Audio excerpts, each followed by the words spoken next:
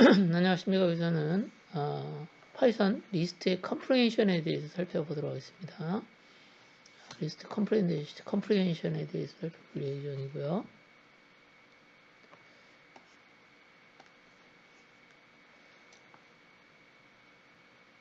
자, 리스트 컴프리헨션을 리스트 내포라고도 하고요. 자, 리스트 내포라고도 하고,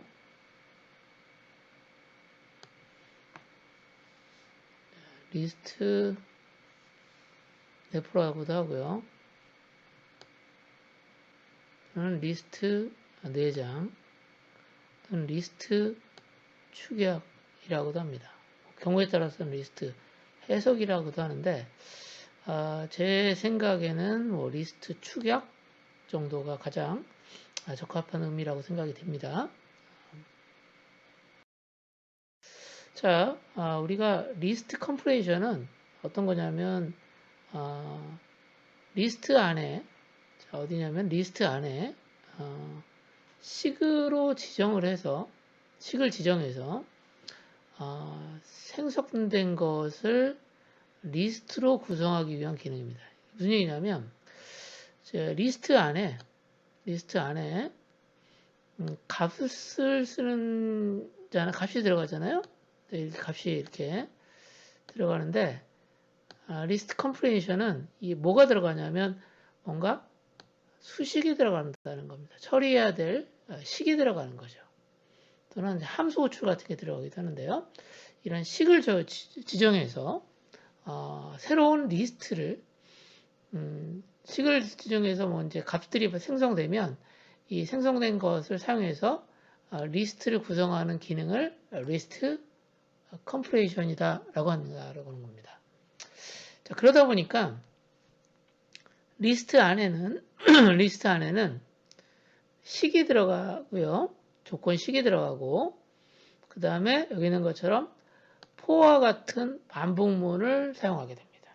그러니까 리스트 안에 식을 지정하거나 있는 것처럼 식을 지정하거나 또는 여기 있는 것처럼 for문을 사용한다라고 하는 거예요.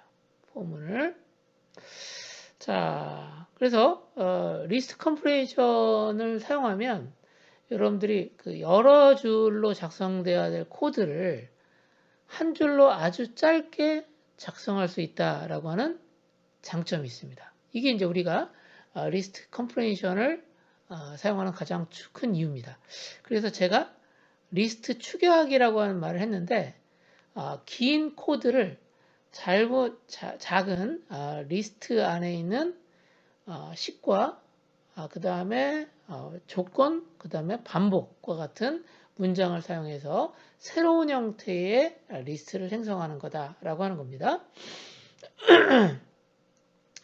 자, 리스트 컴프레이션을 사용하는 방법은 이게 두 가지가 있습니다. 여기 있는 것처럼 여는 브래킷과 닫는 브래킷, 리스트 안에 앞서 말씀드렸던 것처럼 식을 지정하는 방법이 있고, 자, 식을 가지고 있는 내용을 사용해서 이렇게 리스트로 불러서 리스트의 생성자를 사용해서 리스트를 만들 때 이 내용들을 파라메터로 전달하는 방법이 있다라고 하는 건데 제 생각에는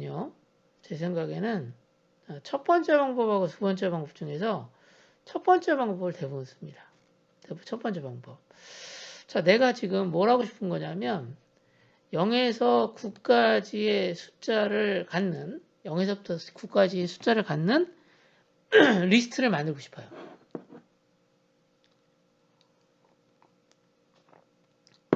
자, 그럼 어떻게 하면 되죠?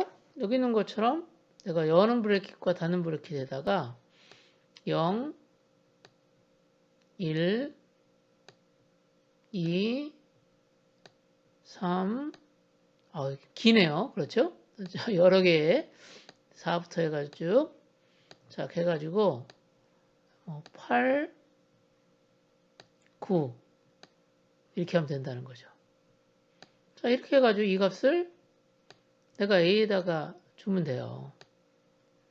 자, 근데 이런 경우는 주로 언제 사용하냐면 내가 프로그램에 필요한 자료들을 내가 임의로 만드는 경우 이렇게 많이 하거든요.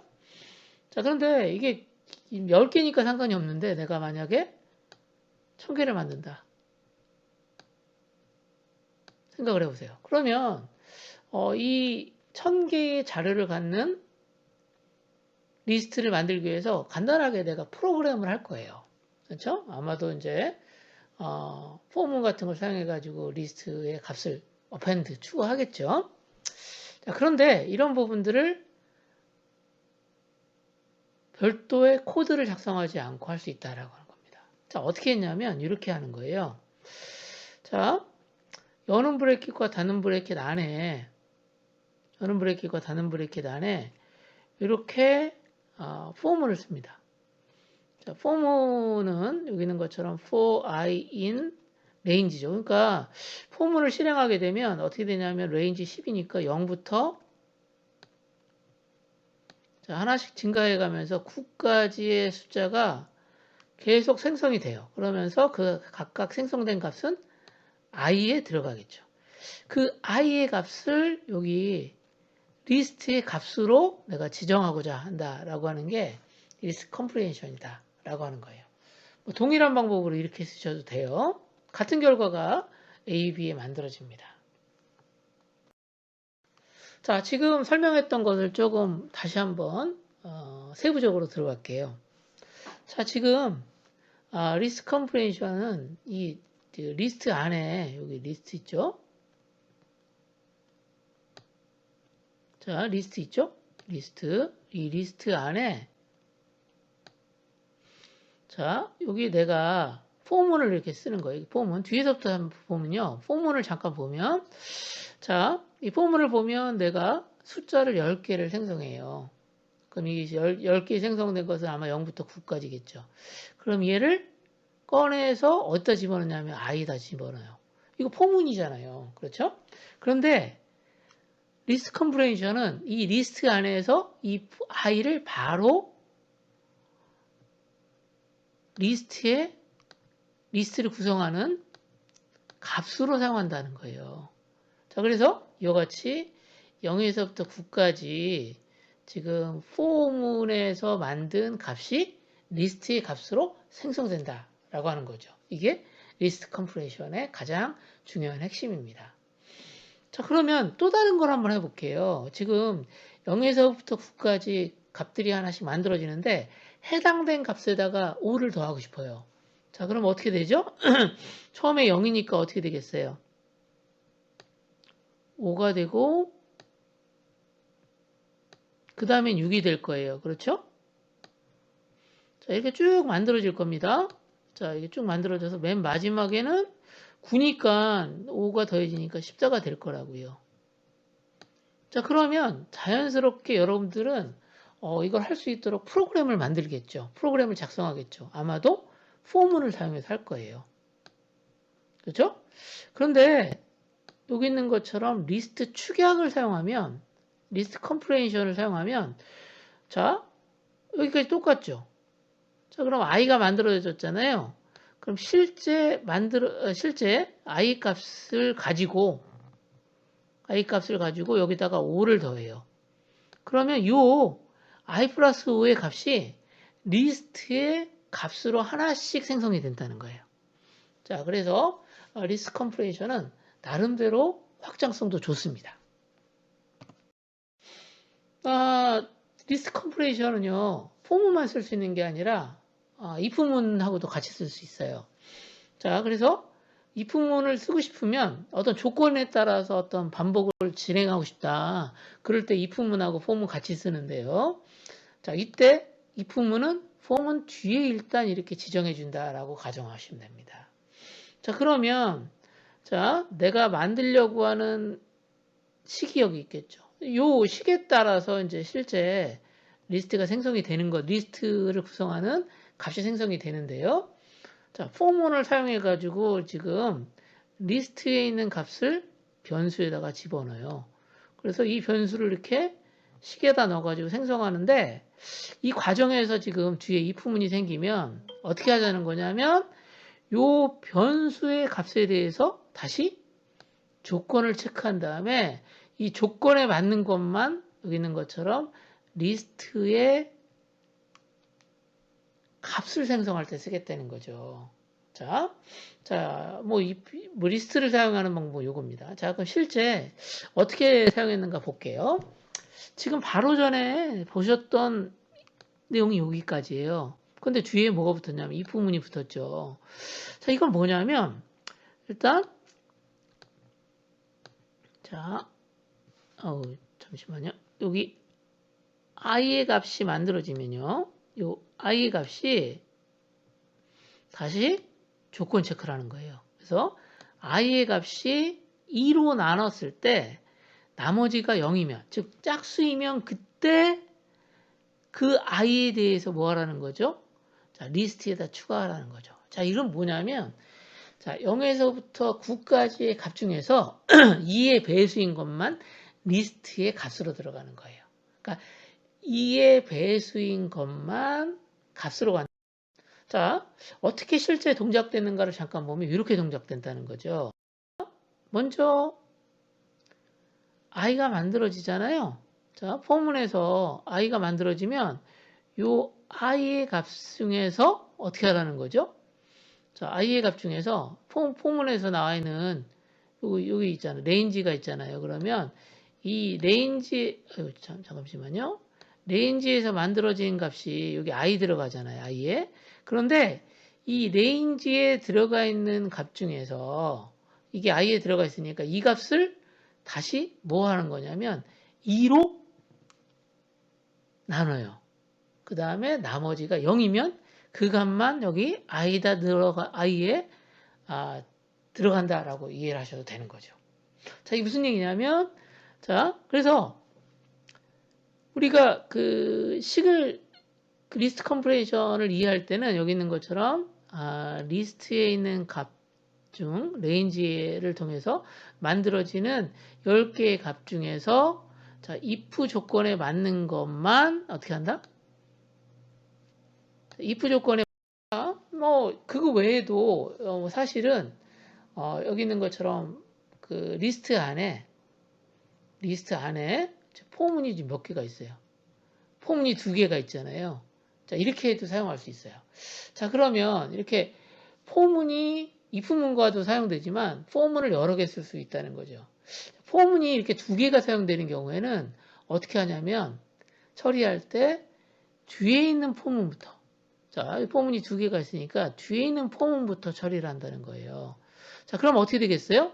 자, 1부터 10이니까 i에는 처음에 뭐가 들어가겠어요? 1이 들어가겠죠? 그렇죠? 자, i에는 1이 들어가니까 여기는 1에다가 자 1에다가 자, 여기 있는 것처럼 j를 곱하는데 j는 여기 나왔죠. 자, 2부터 10까지의 값으로 구성돼요. 자, 그럼 어떻게 되겠어요? 자, 그 구성되어지는 값은 1부터 자, j 값이니까 어떻게 되겠어요? 2 자, 2 아유, 죄송합니다.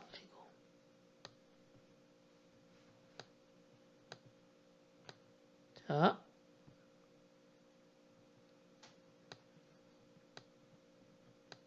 너무 잘 안 되네요. 잠시만요. 자, 2부터 자, j는 여기 나와 있는 것처럼 2부터 실제적부터 2부터 어디까지 만들어지냐면 9까지 만들어지면서 자, j는 계속 어떻게 되겠어요? 2부터 9까지 값이 하나씩 전달되죠. 그럼 어떻게 됐어요? 1 곱하기 2 하고요. 그 다음에 1 곱하기 3 하고요. 자, 1 곱하기 4에서 자, 어떻게 했어요? 1부터 i 값이 1이니까 1부터 9까지 9개의 값을 각각 곱한 것들이 값이 만들어집니다. 그러니까 1부터 2 곱해서 2가 만들어지고요. 자, 그 다음에 3이 만들어지고 이렇게 해서 자, 어떻게 되겠어요? 9개의 값이 만들어지겠죠. 자, 왜 그러냐면 여기 있는 것처럼 2부터 10이니까요. 자, 그러면 이렇게 있는 것처럼 2부터 해서 9까지 만들어지고 다시 어떻게 됐어요? i 값 여기 있는 것처럼 i 루프에서 i 값이 1 다음에 2죠. 그래서 2 값을 여기다가 넣습니다. 그럼 다시 2부터 이 값을 하나씩 곱합니다. 자, 그러면 여기 있는 것처럼 자, 어떻게 되겠어요? 아우, 뭐죠? 자, 2 곱하기 2부터, 자, 2부터 2 곱하기 9까지 값이 이렇게 구해지는 거죠. 이게 뭐죠? 9구단 구하는 것 같아요. 그래서 여러분들이 포문이 여러 개 있을 때, 자, 처리는 뒤에서부터 앞으로 처리된다라고 합니다. 자, 그래서 다시 한번 말씀드리면, 자, for 문장을 뒤에서부터 한다 그랬으니까, 자, I 포문에서 1부터 9까지의 값이 만들어져요. 그럼 이 만들어진 I 값이 여기 전달되고, 그 다음에, 자, 제2에서 전달된 제2에서 전달된 여기 있는 것처럼 죄송합니다. 9개가 아니라 8개네요. 값이 여기 제2에 들어가면서 각각 값이 만들어진다 라고 하는 거죠. 자, 그 외에도 이게 그 배열을 사용해서도 활용할 수 있는 건데요. 이거는 추후에 설명을 드리도록 하겠습니다.